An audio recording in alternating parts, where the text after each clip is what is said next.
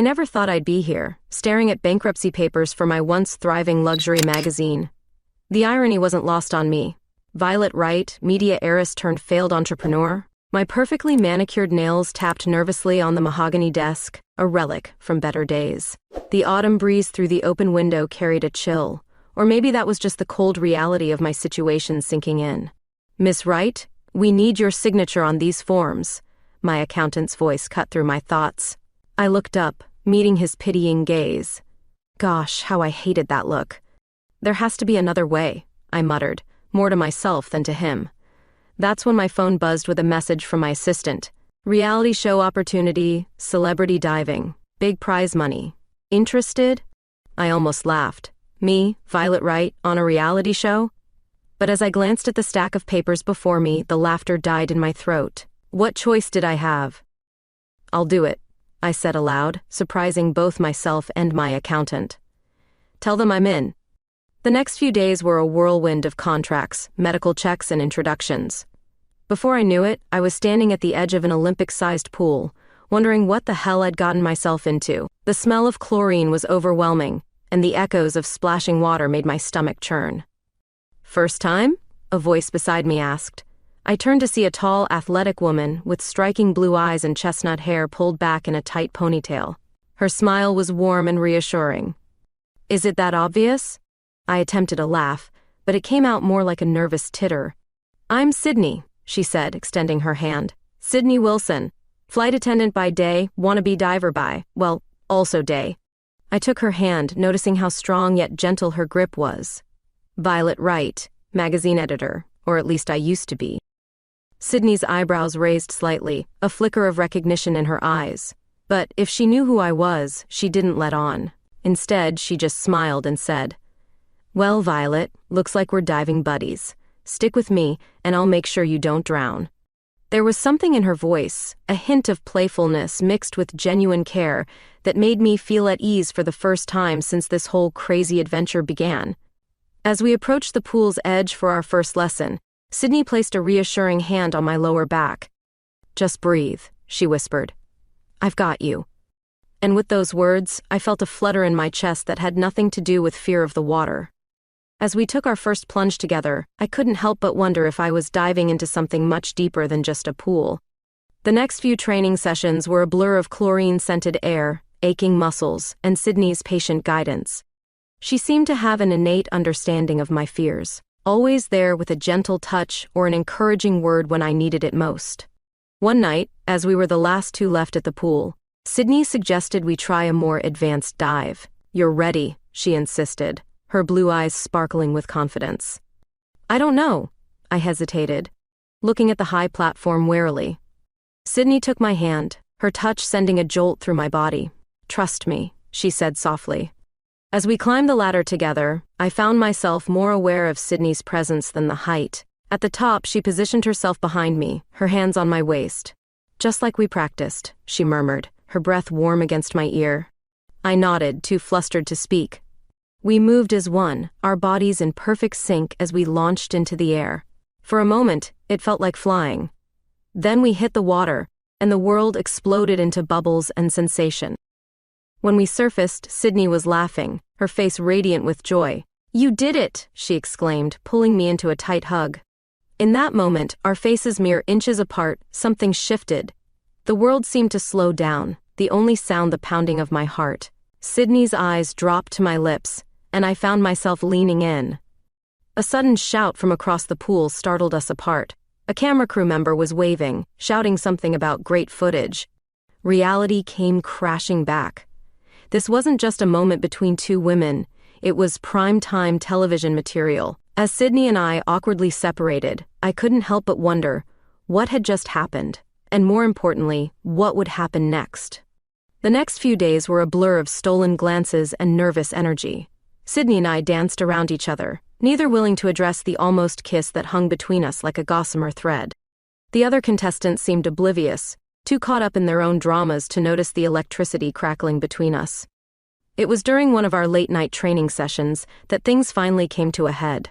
The pool area was deserted, the only sounds the gentle lapping of water and our quiet breathing. Sydney was helping me perfect my form for a particularly tricky dive. "You're too tense," she murmured, her hands on my shoulders. "You need to relax." I tried to focus on my breathing, but all I could think about was the warmth of her touch. "Easy for you to say," I quipped, attempting to lighten the mood. "You're not the one about to plummet from a ridiculous height." Sydney chuckled, the sound sending shivers down my spine. "Trust me, Violet, I've got you." As we climbed the ladder to the high dive, I couldn't help but reflect on how much had changed in such a short time. A few weeks ago, I was a failing businesswoman desperate for a lifeline. Now I was. What? A reality TV star? A woman on the brink of something both terrifying and exhilarating?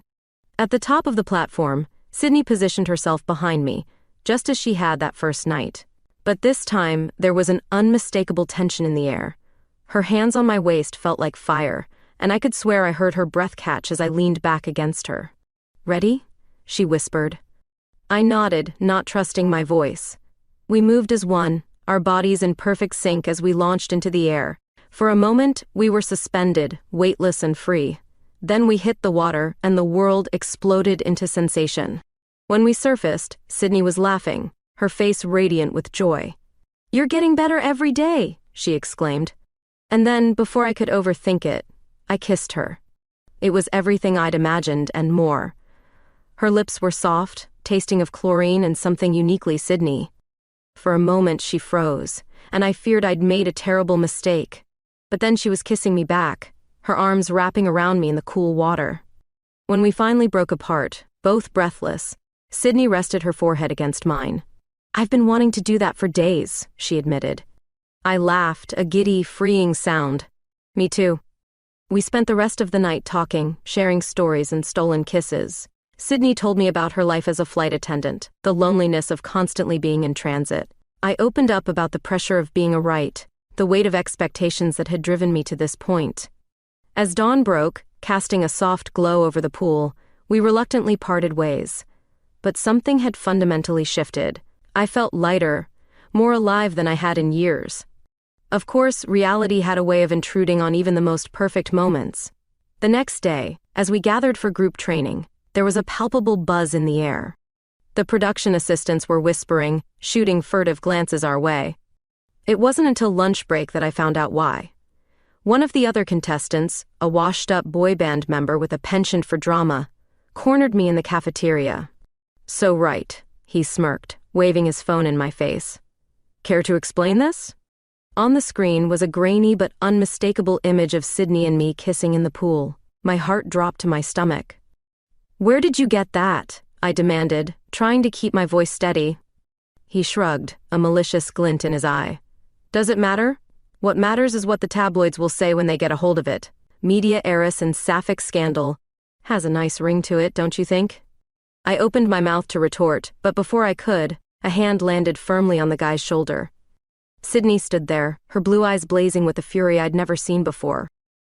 "I think," she said, her voice dangerously low, "that you should delete that photo and mind your own damn business." For a moment, I thought he might argue, but something in Sydney's expression must have convinced him it wasn't worth it. With a final sneer, he slunk away. As soon as he was gone, I collapsed against Sydney, my legs suddenly weak. "Oh gosh," I whispered, "what are we going to do?" Sydney wrapped her arms around me, her presence solid and reassuring. "We're going to face this head-on," she said firmly, "together." As we stood there, in the middle of the busy cafeteria, I realized that for the first time in my life, I wasn't afraid of what people might think. With Sydney by my side, I felt invincible. Little did I know, this was just the beginning of our troubles.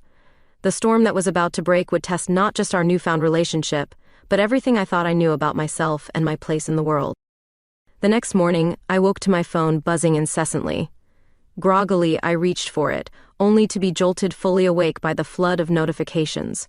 Missed calls from my parents, my sister, my agent, texts from friends I hadn't spoken to in years, and worst of all, dozens of news alerts, all with variations of the same headline: Media heiress Violet Wright in lesbian scandal on reality TV. "Shit," I muttered, sitting up in bed. My hands were shaking as I scrolled through the messages. The photo of Sydney and me kissing had somehow made its way to the press. It was everywhere. A soft knock at my door made me jump. Violet? Sydney's voice came through, tinged with concern. Are you okay? I took a deep breath, trying to steady myself. Come in, I called out. Sydney entered, her face etched with worry. She took one look at me, surrounded by my buzzing phone and rumpled sheets, and immediately came to sit beside me.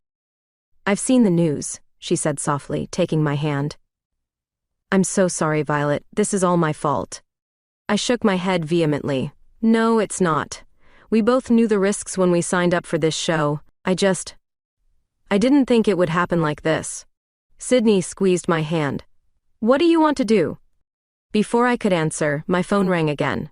This time, it was my father. With a sinking feeling in my stomach, I answered. Violet Elizabeth Wright, my father's voice boomed through the speaker. What in God's name do you think you're doing? I winced, pulling the phone away from my ear. Sydney watched me, her blue eyes filled with concern. Dad, I can explain. Explain? Explain how you've dragged our family name through the mud, how you've turned yourself into a laughingstock on national television.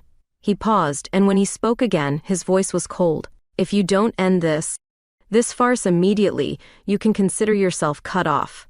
No more trust fund, no more bailouts for your failing magazine. Do you understand me? The line went dead before I could respond. I stared at the phone in disbelief, tears welling up in my eyes. Sydney wrapped her arms around me, pulling me close. Hey, it's okay, she murmured. We'll figure this out. But as much as I wanted to believe her, I couldn't shake the feeling that everything was falling apart. My family, my career, my entire life as I knew it, all hanging by a thread because of one kiss. The rest of the day passed in a blur of damage control. The show's producers called an emergency meeting, clearly torn between their glee at the ratings boost and their concern over potential backlash. They suggested we play it up for the cameras, turn our budding romance into a storyline. Absolutely not, Sydney said firmly, her hand clasped tightly in mine. Our relationship is not a plot device for your show. I nodded in agreement, feeling a surge of affection for her. Despite everything, Sydney was standing by me, unwavering in her support. As we left the meeting, we were ambushed by a group of paparazzi who had somehow made their way onto the set. Camera flashes blinded us as they shouted questions. Violet, is this a publicity stunt for your failing magazine? Sydney, how long have you been a lesbian? Are you two really in love, or is this just for the cameras? Sydney pushed through the crowd, shielding me with her body. We made it back to my room, slamming the door behind us. Gosh, I breathed, leaning against the door. Is this what your life is always like? Sydney shook her head, a wry smile on her face. Nah, usually I just have to deal with drunk passengers and lost luggage. This is a whole new level of chaos. Despite everything, I found myself laughing. It was a slightly hysterical sound, but it felt good to release some of the tension. As the day wore on, more complications arose. Sydney received a call from her airline, informing her that she was being suspended pending an investigation into her conduct. The thinly veiled homophobia in their statement made my blood boil. They can't do that, I fumed, pacing the room. It's discrimination, plain and simple. Sydney sighed, running a hand through her hair. It's not that simple, Violet. The airline has a morality clause in our contracts. They can argue that this scandal is damaging to their image. I stopped pacing, turning to face her. Then we'll fight it. I've got connections, lawyers. We can take them to court if we have to. Sydney looked at me, a mix of gratitude and something else, fear maybe, in her eyes. Violet, are you sure? You've already risked so much. Your family, your magazine. I crossed the room, taking her hands in mine. Sydney, listen to me. I know we haven't known each other long, but these past few weeks, they've been the most real, the most alive I've felt in years. Whatever happens, we're in this together, okay? Sydney nodded, pulling me into a tight embrace. As we stood there holding each other, I felt a sense of calm wash over me. Yes, the world outside was chaos. Yes, we had a long, difficult road ahead of us. But in that moment, with Sydney in my arms, I knew we could face anything. Little did I know, the true test of our relationship was yet to come. As the sun set on another tumultuous day, the seeds of an even bigger storm were being sown. One that would force us to confront not just the world's prejudices, but our own deepest fears and insecurities. The next few days were a whirlwind of emotions and challenges. Despite the chaos swirling around us, or perhaps because of it, Sydney and I grew closer. We found solace in each other, stealing moments of peace amidst the storm. As the semi-finals of the diving competition approached, I threw myself into training with a fervor that surprised even me. Maybe it was a way to distract myself from the media frenzy, or maybe I was trying to prove something, to my family, to the world, to myself. Whatever the reason, I found myself improving rapidly under Sydney's patient guidance. The night before the semi-finals, we stayed late at the pool, fine-tuning my technique. As I climbed out of the water after a particularly good dive, Sydney was beaming. "Violet, that was incredible," she exclaimed, wrapping a towel around my shoulders. "You're going to blow them away tomorrow." I couldn't help but grin, riding high on the adrenaline and her praise. "It's all thanks to you," I said, pulling her close. "I couldn't have done any of this without you." Sydney's eyes softened, and she leaned in to kiss me. It was gentle and sweet, a stark contrast to the tumult of the past few days. When we parted, she rested her forehead against mine. "Win or lose tomorrow," she murmured. "I'm so proud of you, Violet." Those words, so simple yet so profound, nearly undid me. I blinked back tears, overwhelmed by the depth of feeling between us. In that moment, I knew with certainty that what we had was real, regardless of how it had begun or what obstacles we faced. The next morning dawned bright and clear, a perfect day for diving. As I stood on the platform, looking down at the sparkling water below, I felt a strange sense of calm. The crowd's cheers faded to a dull roar, and all I could focus on was Sydney's encouraging smile from the sidelines. I took a deep breath, centered myself, and dove. The world slowed down as I cut through the air, my body moving with a grace and precision I'd never achieved before. As I hit the water, I knew in my bones that it was a perfect dive. The crowd erupted as I surfaced, and the judges' scores confirmed what I already knew. I'd just secured my place in the finals. As I climbed out of the pool, Sydney was there, wrapping me in a fierce hug. "You did it." She laughed, spinning me around. "Gosh, Violet, that was amazing." In the heat of the moment, forgetting the cameras and the crowd, I kissed her. It was a kiss of pure joy and triumph, and I poured every ounce of my feelings into it. The sound of the crowd's reaction brought me back to reality. As we broke apart, I saw a mix of reactions, some cheering, some looking shocked or disgusted. But in that moment, I couldn't bring myself to care. Later that night, as Sydney and I celebrated my win in my hotel room, there was a palpable shift in the energy between us. The adrenaline of the competition, the emotional highs and lows of the past week, it all culminated in a moment of intense connection. Sydney's hands on my skin felt electric, her kisses leaving trails of fire. We came together in a passionate tangle of limbs and heartbeats, our bodies speaking a language of desire and tenderness that words couldn't capture. Afterwards, as we lay entwined, Sydney traced lazy patterns on my skin. "Violet," she said softly, "there's something I need to tell you." I propped myself up on an elbow, looking down at her. "What is it?" Sydney took a deep breath, her blue eyes serious. "I've been married before, to a man." I blinked, surprised not so much by the revelation itself, but by the weight Sydney seemed to be giving it.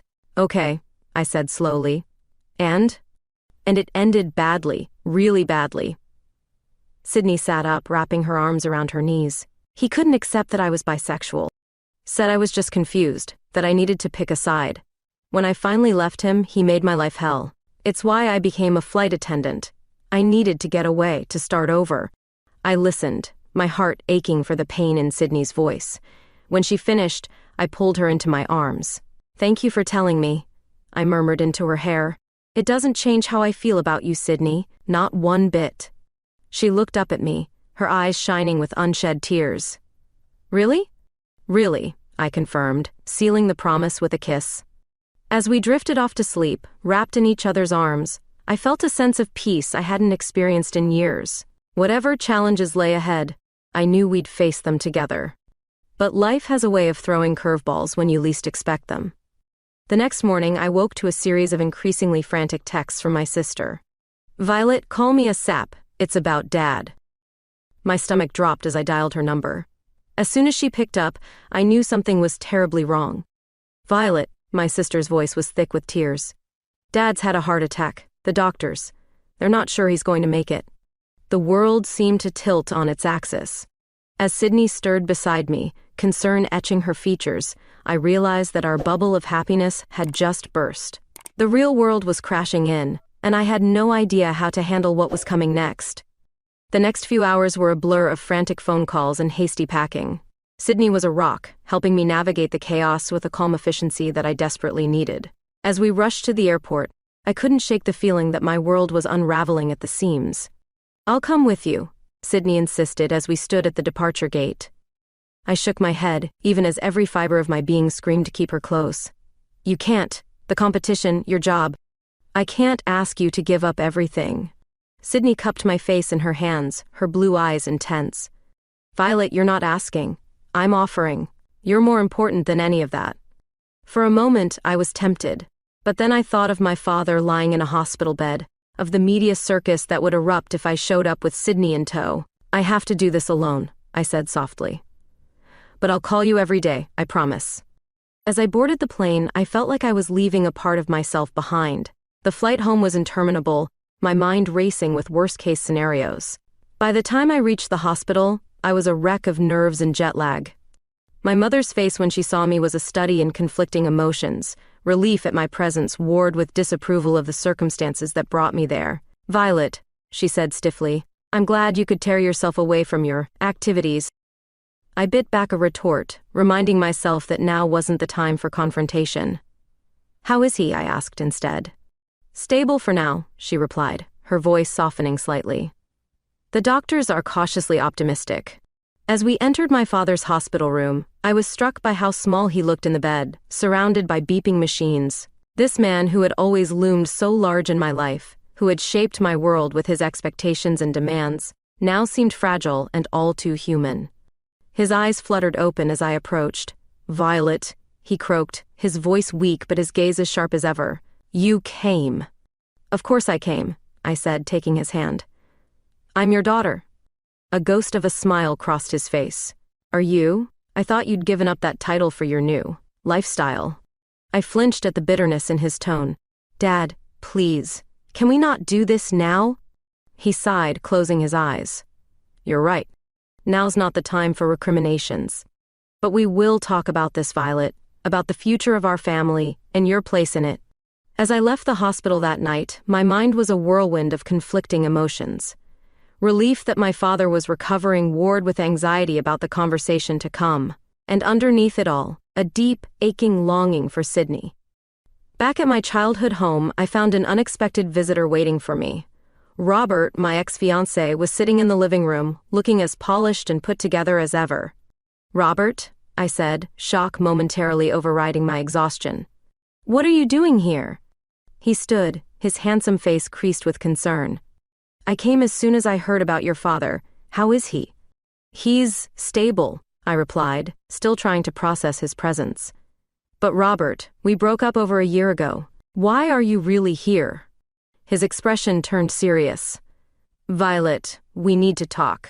About us, about your future. This whole reality show debacle. It's not you. I know you, Violet. This isn't what you really want." I felt a flare of anger. "You don't know me, Robert. Not anymore, and you certainly don't get to decide what I want." He took a step closer, his voice lowering. "Think about what you're throwing away, Violet. Your family, your reputation, the life we could have together. All for what? A fling with some flight attendant?" His words hit me like a physical blow. "It's not a fling," I said, my voice shaking with suppressed emotion. "What Sydney and I have is real. More real than anything I ever had with you." Robert's face hardened. "You're making a mistake, Violet, and when you realize that, it might be too late. Your father's company is on shaky ground. Without the right name, without the connections our marriage would bring, it could all come crashing down. Is that what you want? To destroy everything your family has built?" I felt the weight of his words, of my family's expectations, pressing down on me. For a moment I wavered. Then I thought of Sydney, her strength, her kindness, the way she made me feel truly seen for the first time in my life. "Get out, Robert," I said, my voice steady. "I don't need you or your threats. I know who I am now, and I won't let you or anyone else make me ashamed of it." As he left, slamming the door behind him, I felt a curious mix of exhaustion and elation. I'd stood my ground, but I knew this was just the beginning of the fight. That night, as I lay in my old bedroom surrounded by remnants of my past, I called Sydney. Her voice on the other end of the line was like a balm to my frayed nerves. "I miss you," I said, not bothering to hide the tremor in my voice. "I miss you too," Sydney replied softly. "How are you holding up?" As I poured out the events of the day, my father's condition, my mother's coldness, Robert's unexpected appearance, Sydney listened patiently. When I finished, she was quiet for a moment. "Violet," she said finally, "I want you to know that whatever you decide, whatever happens with your family, I'm here for you. But I also need you to be sure. About us, about what you want. Because I'm all in, Violet. I love you." Her words, so simple yet so profound, brought tears to my eyes. "I love you too, Sydney," I whispered. "And I've never been more sure of anything in my life." As I drifted off to sleep that night, Sydney's words echoing in my mind, I felt a sense of resolve solidifying within me. The road ahead would be difficult, fraught with tough decisions and painful conversations. But for the first time in my life, I felt ready to face it all, because now I knew who I was and what I wanted, and I was ready to fight for it. The next morning, I woke with a sense of determination I hadn't felt in years. As I made my way to the hospital, I steeled myself for the conversation I knew was coming. My father was sitting up in bed when I arrived, looking pale but alert. "Violet," he said, his voice stronger than the day before. "I think it's time we talked." I took a deep breath and sat down beside him. "Yes, I think it is." What followed was the most honest conversation I'd ever had with my father. We talked about expectations and disappointments, about the weight of the right name, and the suffocating pressure of living up to it. I told him about the years I'd spent trying to be the daughter he wanted, losing myself in the process. "And now?" he asked, his eyes searching my face. "Who are you now, Violet?" I met his gaze steadily. "I'm still your daughter, Dad. I'm still a right. But I'm also a woman who's finally figuring out what she wants from life. And right now, that includes Sydney." He was quiet for a long moment, and I braced myself for anger or rejection. But when he spoke, his voice was tired and sad. "I won't pretend to understand, Violet. But I don't want to lose you." It wasn't acceptance, not really, but it was a start. As I left the hospital, my phone buzzed with a message from Sydney. "Thinking of you, stay strong, I love you." Those simple words gave me the courage for what I knew I had to do next. I called a press conference. Standing in front of a sea of cameras and microphones, I took a deep breath and began to speak. "My name is Violet Wright, and I'm here to tell my story. Not the story you think you know from tabloid headlines or reality TV clips, but the real story." I talked about growing up in the public eye, about the pressure to be perfect, to fit into a mold that never quite felt right. I talked about my struggling magazine, about joining the reality show out of desperation, and then I talked about Sydney. "I didn't go on that show looking for love," I said, my voice growing stronger with each word. "But sometimes, life surprises you. I fell in love with an incredible woman named Sydney Wilson. And in doing so, I finally found the courage to be true to myself." The questions came fast and furious after that. Some were supportive, others less so. But I answered them all with honesty and dignity, channeling a strength I didn't know I possessed. As the conference wound down, a young reporter raised her hand. "Ms. Wright, what would you say to other LGBTQ individuals who are afraid to come out?" I thought for a moment before answering. "I'd say that living authentically is worth every moment of fear and uncertainty. It won't always be easy, but you're not alone. And you deserve to be happy, to be loved, to be fully yourself." As I stepped away from the podium, my phone buzzed. It was a message from my younger sister Claire. "Just watched your press conference. I'm so proud of you, Vi. And I'm here for you, always." Tears pricked my eyes as I read her words. It was a reminder that family could surprise you, that love could come from unexpected places. Back at the hotel, I found Sydney waiting for me. She'd flown in for the press conference, unable to stay away any longer. The moment I saw her, I fell into her arms, all the emotions of the day finally overwhelming me. "You were amazing," she murmured, stroking my hair. "So brave, so beautiful." We spent the night talking, laughing, crying, reaffirming our love for each other. And as the sun rose, painting the sky in hues of pink and gold, I felt a sense of peace settle over me. Whatever challenges lay ahead, I knew we'd face them together. The next few weeks were a whirlwind. My father's health improved steadily, and though things were still tense, we were talking more openly than we ever had before. My mother, to my surprise, began to thaw, asking hesitant questions about Sydney and my life. As for my career, the press conference had an unexpected effect. Offers started pouring in, for interviews, for book deals, for speaking engagements. But the one that caught my eye was from a young tech entrepreneur who wanted to collaborate on a new kind of digital magazine. "We want to create a platform for LGBTQ voices in the luxury lifestyle space," she explained during our first meeting. "And we want you to lead it." It was everything I'd ever wanted for my magazine, but with a purpose and authenticity I'd been missing before. I dove into the project with renewed enthusiasm, working long hours but feeling more fulfilled than I had in years. Sydney, meanwhile, was fighting her own battles. She filed a discrimination lawsuit against the airline, with the full support of the LGBTQ community behind her. It was a long, stressful process, but watching her stand up for herself and others filled me with pride.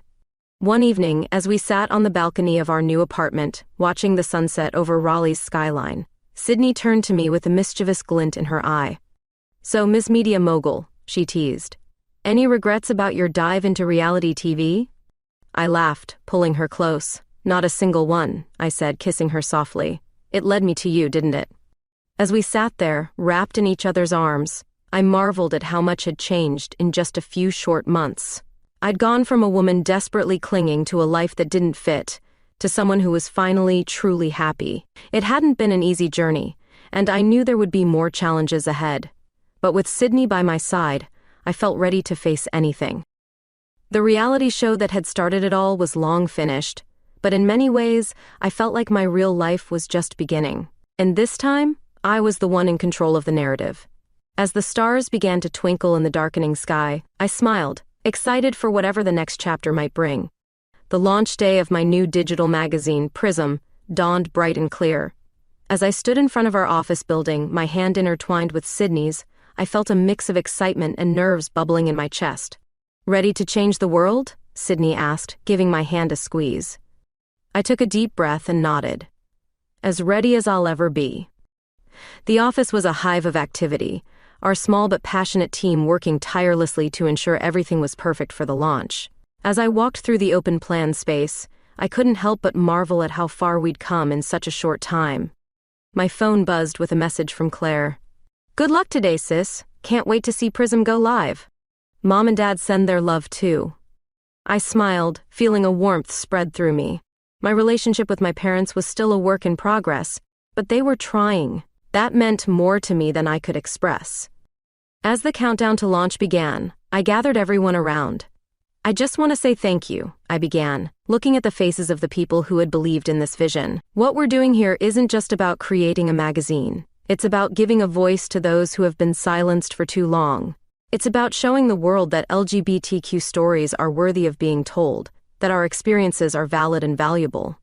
Sydney beamed at me from across the room, and I felt a surge of love and gratitude. "So let's make some noise," I finished, raising my coffee mug in a toast. "Let's show the world what Prism can do." With a cheer, we launched. Within hours, our site was flooded with traffic, social media was buzzing, and my inbox was overflowing with messages of support and gratitude. One email, in particular, caught my eye. It was from a young woman in a small town. "Dear Ms. Wright, I've never seen myself represented in a magazine before. Reading Prism made me feel seen for the first time. Thank you for creating this space for us. You've given me hope that I can be successful and true to myself at the same time. Sincerely, Emily." Tears pricked my eyes as I read her words. This was why we had worked so hard. This was what made it all worthwhile. As the day wore on, the excitement didn't wane. We were making waves, challenging perceptions, and starting conversations. It felt like we were on the cusp of something truly transformative. That evening, as Sydney and I walked home, hand in hand, I felt a sense of peace and purpose I'd never experienced before. "I'm so proud of you," Sydney said, pulling me close. "You're changing lives, Violet." I leaned into her embrace, feeling overwhelmed with emotion. "We're changing lives," I corrected her. "I couldn't have done any of this without you." As we reached our apartment, Sydney suddenly looked nervous. "I have something for you," she said, fumbling in her pocket. I was going to wait, but, well, today just feels right. My heart skipped a beat as she pulled out a small velvet box. "Violet Wright," she began, her voice trembling slightly, "you've turned my world upside down in the most beautiful way. Will you marry me?"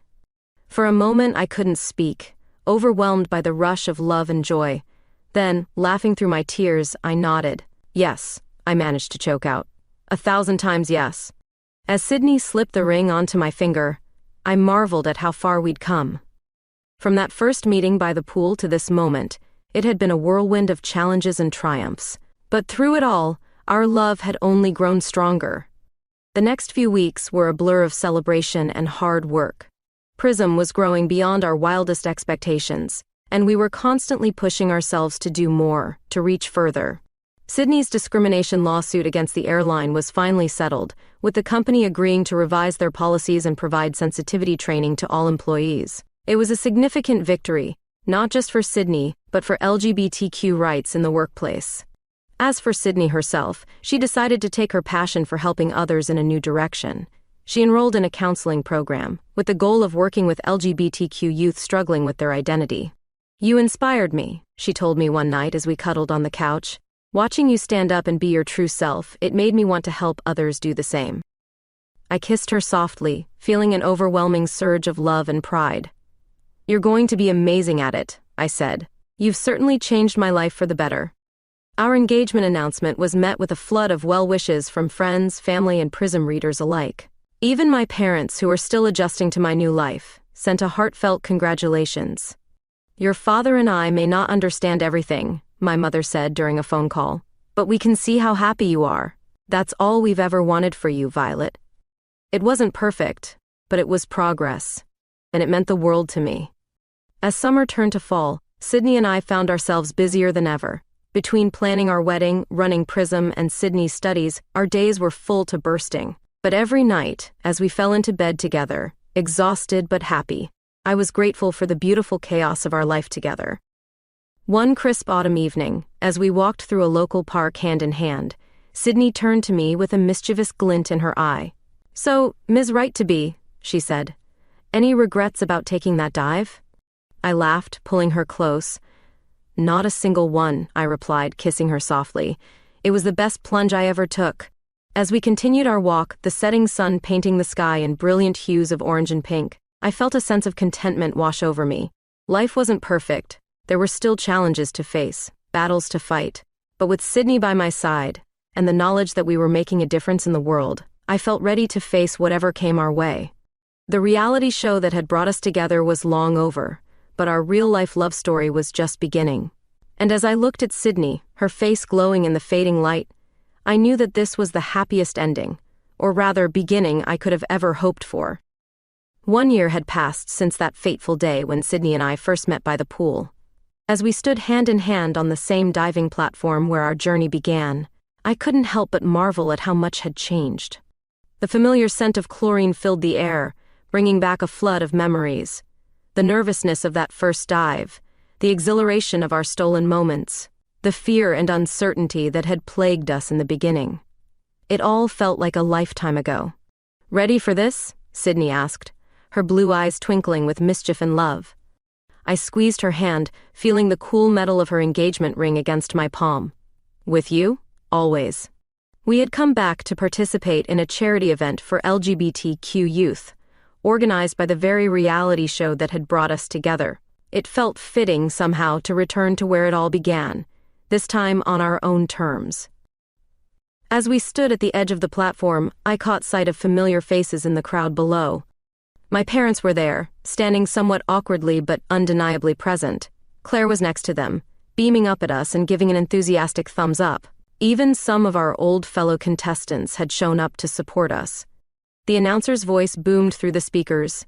"And now for our special guest divers, Violet Wright and Sydney Wilson." We stepped forward together, poised at the edge.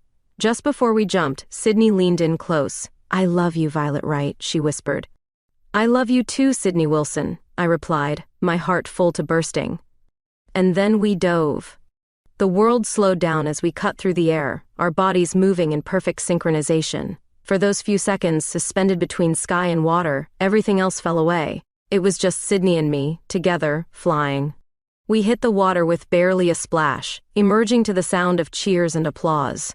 As we swam to the edge of the pool, I caught sight of a camera crew. But this time, instead of feeling exposed or anxious, I felt proud. Proud of how far we'd come. Proud of the life we'd built together. Later that evening, as we were changing out of our swimsuits, Sydney suddenly dropped to one knee. "Violet," she said, her voice trembling slightly. "I know we're already engaged, but being back here, where it all started, I wanted to ask you again, will you marry me? Right here, right now?" I gasped, tears springing to my eyes. "Sydney, are you serious?" She nodded, pulling out a small velvet box.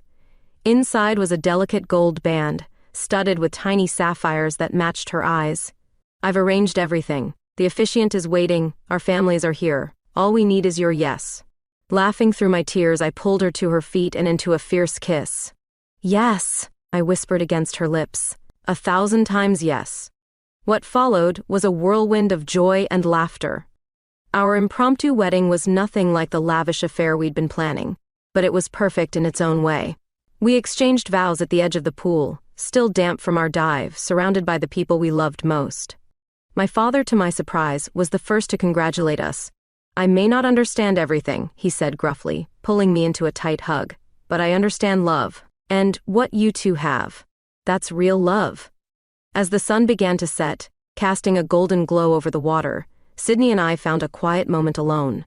We stood at the edge of the pool, our feet dangling in the water, hands intertwined.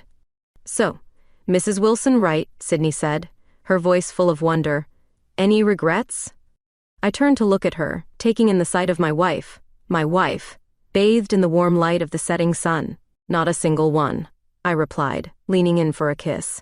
"This is the happiest dive I've ever taken." Just then we heard a commotion from the other side of the pool. A young woman was standing there, looking nervous but determined. "Ms. Wright? Ms. Wilson?" she called out. "I'm Emily. I wrote you an email when Prism first launched." I recognized her immediately. "Emily, of course, I remember. What are you doing here?" She took a deep breath. "Your story, your magazine. It gave me the courage to come out to my parents, to be myself. And now? Well, I'm here with my girlfriend.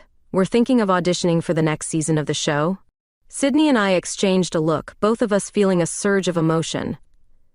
"That's wonderful, Emily," Sydney said warmly. "Just remember, the most important thing is to be true to yourself, on camera or off." As Emily walked away, visibly buoyed by our words, I felt a sense of things coming full circle. What had started as a desperate attempt to save my failing magazine had turned into something so much more. We had created a ripple effect of love, acceptance, and courage that was spreading far beyond anything we could have imagined. That night, as Sydney and I lay in bed in our hotel room, I found myself reflecting on the journey that had brought us here. The fears we'd overcome, the battles we'd fought, the love we'd found along the way. "What are you thinking about?" Sydney murmured, her fingers tracing lazy patterns on my skin. I turned to face her, drinking in the sight of her face in the soft moonlight. "I'm thinking about how sometimes the biggest risks lead to the greatest rewards. How sometimes you have to take a leap of faith to find your true self." Sydney smiled, pulling me close. "Well, Mrs. Wilson Wright, I'd say our leap turned out pretty well, wouldn't you?" As I drifted off to sleep in my wife's arms, I couldn't help but agree. Our dive into love might have started on a reality show, but what we'd found was more real than anything I could have ever imagined. And this, I knew, was just the beginning of our greatest adventure yet.